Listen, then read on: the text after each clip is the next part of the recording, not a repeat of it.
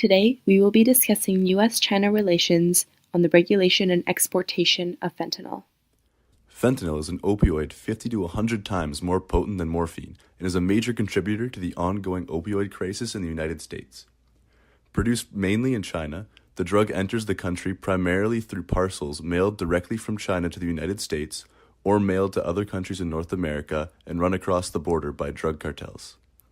This begs the question for the United States: should they pursue a bilateral or multilateral foreign policy strategy to best deal with this crisis? As you can see, this issue extends past the borders of the United States and China, including a vast variety of actors within the international community. The United States is currently facing an opioid crisis being fueled through Chinese-produced fentanyl entering the country through U.S. postal couriers. The Chinese government admits some culpability towards the opioid crisis. However, the details of what China has agreed to do about fentanyl remains unclear.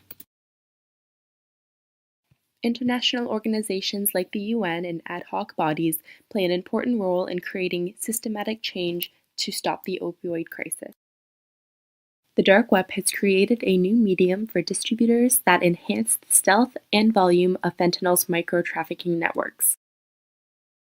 Arguments put forth to resolve this foreign policy issue are most likely supported through multilateral means. Due to the nature of drug trafficking, it is difficult for a country to regulate that industry due to the ease of creating synthetic drugs. To combat this, China may be considering a complete ban on all fentanyl analogs.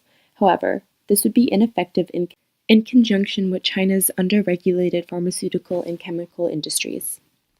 A potential foreign policy option for the U.S. could be to work bilaterally with China and Mexico to stem the flow of illicit fentanyl and fentanyl analogs into the United States. Some strategies they could pursue to do this are information sharing, fostering law enforcement cooperation, and engaging in high-level political dialogue. Some examples of this in action are the war on drugs, which has already created close ties between the U.S. and Mexican law enforcement agencies who have come together in an attempt to stem the flow of drugs into the United States.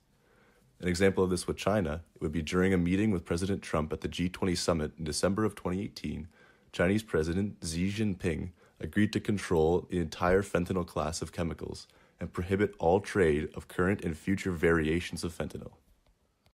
To date, bilateral arrangements between the United States and China have led to the imposition of Chinese domestic controls on over 170 new psychoactive substances. This includes 25 fentanyl analogs, and they have also controlled 2 fentanyl precursor chemicals.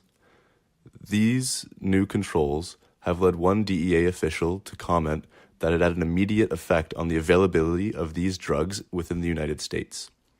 China is now also providing U.S. Customs and Border Protection with advanced electronic data on over 98% of new parcels in order to stem the flow of drugs coming through the mail into the United States. These bilateral foreign policy initiatives have gone a long way to reducing the amount of fentanyl entering the United States. However, mobility and secrecy are the downfall of the bilateral policy option. Synthetic drugs like fentanyl can be produced in clandestine labs anywhere, and this material can be shipped anywhere globally in hard-to-detect packages.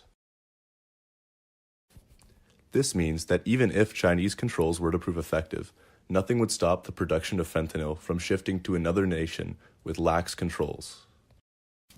For this reason, the bilateral policy option cannot effectively prevent the flow of fentanyl into the United States. The feasibility of eradicating the market for fentanyl seems unlikely. However, recommendations such as engaging in multilateral agreements with actors such as the UN, postal services, and other major stakeholders will help mitigate the risks and access to fentanyl.